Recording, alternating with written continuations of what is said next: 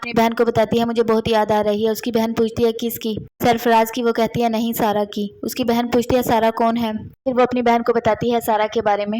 شینا کو اپنے کیے پر بہت افسوس ہوتا ہے اور دکھ ہوتا ہے۔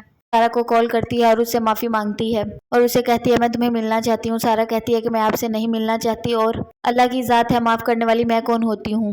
اللہ کے ہاں کیمرے میں سب کچھ ریکارڈ ہوتا ہے اور وہ بدلہ ضرور لیتا ہے۔ جزا اور سزا اس کے ہاتھ میں ہے۔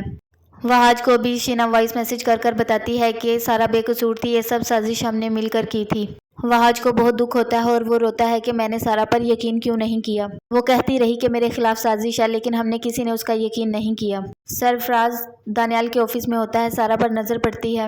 سارا کو بلاتا ہے اور کہتا ہے میں تم سے بات کرنا چاہتا ہوں۔ سارا کہتی ہے میں تم سے بات نہیں کرنا چاہتی۔ سرفراز دھمکی دیتا ہے کہ میں دانیال سر کو سب کچھ بتا دوں گا۔ سارا کہتی ہے آپ جا کر بتا دیں، مجھے کوئی ایشو نہیں، لیکن آپ مجھ سے دور رہا کریں، میں آپ سے کوئی بات نہیں کرنا چاہتی۔ آپ نے جس کو جو بتانا ہے بتا دیں، مجھے کوئی فرق نہیں پڑتا۔ دانیال ان کو بات کرتے دیکھتا ہے اور سرفراز کو بلا کر پوچھتا ہے کہ تم سارا کو کب سے جانتے ہو؟ تمہارے ساتھ جاب کرتی تھی۔ سرفراز کہتا ہے کہ کچھ ہی عرصہ اس نے میرے ساتھ کام کیا تھا، میں کچھ خاص نہیں جانتا۔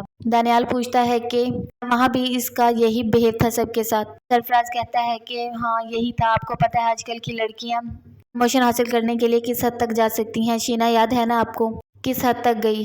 دانیال کہتا ہے کہ وہ تو پروموشن کے لیے اس حد تک گئی، تم اس کے ساتھ کس حد تک گئے ہو؟ تمہاری کیا مجبوری تھی؟ تم بھی اس کے ساتھ انوالو ہو، اکیلی قصوروار وہ نہیں ہے۔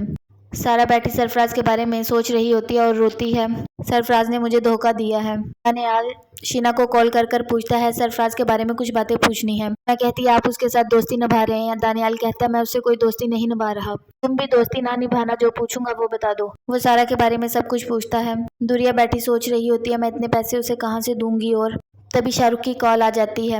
دوریا کال اٹینڈ نہیں کرتی، وہ بار بار کال کرتا ہے۔ دوریا کو مجبوراً کال اٹینڈ کرنا پڑتی ہے اور کہتی ہے میرے پاس اور پیسے نہیں ہیں، میری جان چھوڑ دو، جتنے تھے میں تمہیں دے چکی ہوں، اب میرے پاس کچھ نہیں ہے۔ شاہ رخ کہتا ہے کہ مجھے پیسے چاہیے، میں 2 دن بعد پھر دوبارہ کال کروں گا، ورنہ تم مجھے جانتی ہو، نقصان تمہارا ہے میرا نہیں۔